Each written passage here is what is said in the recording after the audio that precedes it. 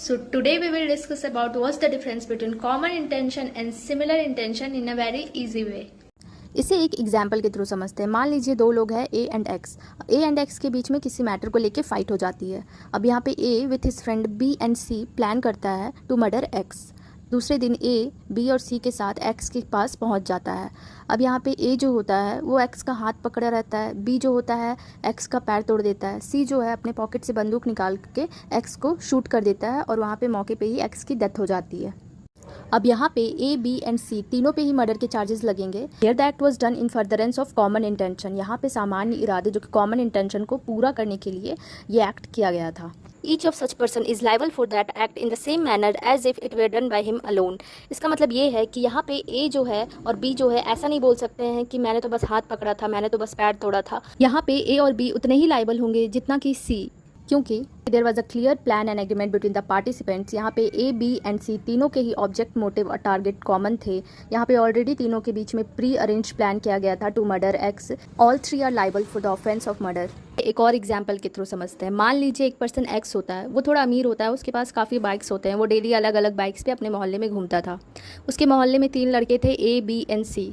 वो एक्स को देख के बहुत जलते थे। ये जो 3 बंदे थे उनको एक्स बिल्कुल भी पसंद नहीं था। तो ये तीनों प्लान करते हैं कि एक्स का हाथ पैर तोड़ दिया जाए। वो फिर देखते हैं कैसे ही बाइक चला पाएगा। अब यहाँ पे ऐसा होता है कि ए बी एंड सी जब एक्स को मारने के लिए पहुँचते हैं तो एक्स जो है अपने सेल्फ डिफेंस के लिए, खुद को बचाने के लिए सी को मारने लगता है। अब यहाँ पे सी गुस्से में आके अपने बंदूक निकालता है और फिर एक्स को गोली मार देता है ऑन द स्पॉट, और वहीं पे एक्स की डेथ हो जाती है। तो यहाँ पे ए और बी ऐसा बोलते हैं कि मैंने तो मारा ही नहीं, हम लोग का प्लान तो था कि सिर्फ उसका हाथ पैर तोड़ेंगे, ना कि एक्स को जान से मारने का। अब यहाँ पे सिर्फ सी मर्डर के लिए लाइबल होगा, क्योंकि ए बी एंड सी तीनों का कॉमन इंटेंशन ये था कि एक्स को सिर्फ हर्ट करेंगे, उसका बस हाथ पैर तोड़ने का प्लान था, ना कि उसे जान से मारने का। अब यहाँ पे एक बात का ध्यान रखना बहुत ज़रूरी है। मान लीजिए अगर ऐसा होता कि सी जो है गुस्से में आके ए को बोलता कि एक्स बहुत ज़्यादा उछल रहा है, क्यों ना इसको जान से मार दिया जाए, और ए जो है वो बोलता है कि हाँ भाई सही बोल रहा है, फिर वो तीनों मिलके फिर उसको जान से मार देते। तो यहाँ पे कॉमन इंटेंशन अगर on the spot plan and discuss करके किया जाए तो भी सारे पार्टिसिपेंट्स लाइबल होंगे। सिमिलर इंटेंशन को एक एग्जाम्पल के थ्रू समझते हैं। मान लीजिए एक पर्सन होता है बी की लॉटरी लग जाती है। अब बी का एक दोस्त होता है ए को ये बात अच्छी नहीं लगती है कि बी का लॉटरी लग गया है। ए सोचता है कि क्यों ना बी को मार दिया जाए और उसके सारे पैसे लूट लिया जाए। और वहीं दूसरी तरफ बी का छोटा भाई होता है सी को भी ये बात अच्छी नहीं लगती है। सी भी सोचता है कि अगर बी को मार दिया जाए तो उसके सारे पैसे तो मेरे ही हो जाने हैं।